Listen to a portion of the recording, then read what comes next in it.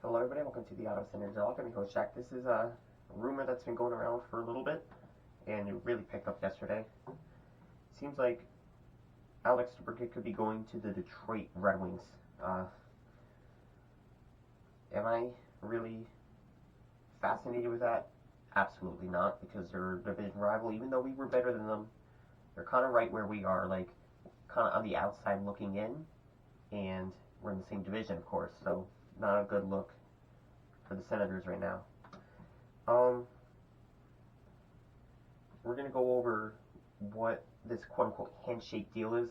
It's from this website called Detroit Sports Nation. I believe it's I heard it's not really a reliable source, but I'm just gonna go over what they said in this.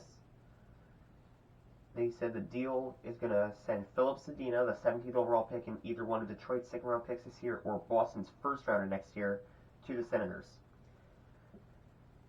I'm not quite interested in that deal. Honestly, I wouldn't make that deal. Philip Zadina is a bust. I'm not afraid to say it.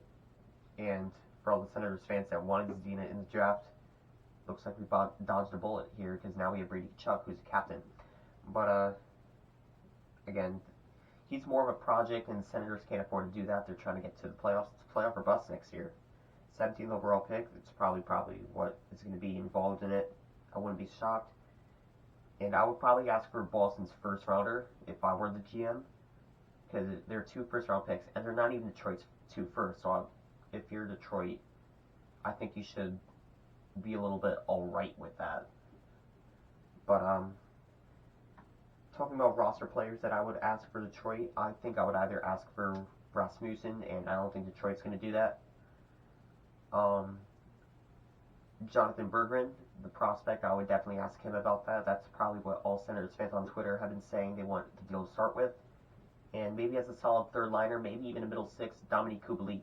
I would definitely be considered to be interested in that. So if it were a package like Kubalik and a first and like a second or whatever like that, I don't think that's a bad deal. But I would try to avoid Philip Zadina at all costs, but at the same time, that's probably what you're going to be getting in the deal. So, when is it going to happen now? That's another good question. The rumors are it'll be a draft day trade, and the draft is tomorrow, or maybe it could be later today or tonight, but I wouldn't count on that. I would probably make it go into the summer a little bit more past the draft, but that's just me. Because then you're not getting that much of a low offer if I were to make it make sense like that.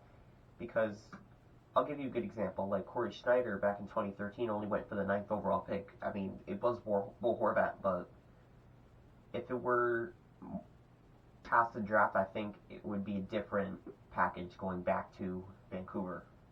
So I kind of don't want a low ball offer that's just like maybe the 17th overall pick, because that's definitely not the DeBrincat's value. I mean, you're about to see Pierre-Luc Dubois go to the LA Kings for a package that I don't think anybody would have given up. I don't think, like, the Jets have, like, absolutely no leverage. The Senators don't have much, but they have more than Winnipeg with PLD. So, if he's getting a first-round pick from LA, then I don't see why the Senators can't get at least a decent offer, and definitely with an extension. And that's the part with Steve Yzerman. I heard from the 32 Thoughts podcast yesterday that he's very stubborn with negotiating contracts and trades, and he's not a big fan of long-term deals like Pierre Dorian is, and sometimes Kevin Adams of Buffalo. Because look at it, Dylan Cousins got a big extension, 7 years, over $7 million. Who else am I thinking of? Tage Thompson, he got a 7-year deal, and there were rumors like a month ago that Rasmus Dahlin was going to get a big 8-year extension, $10 million. So they're not afraid to make these big contracts like the Senators. Steve Yzerman is kind of like, I negotiate the contract. If you don't like the term, I walk away. That's kind of what happened with it. And I feel like that might be a problem with DeBrincat. That's the only way I can see the deal hit a snag. If Yzerman makes the negotiating contracts, but I think Senators would probably have to make that contract happen to maximize value. So, again, it's going to be interesting to see what happens with DeBrincat.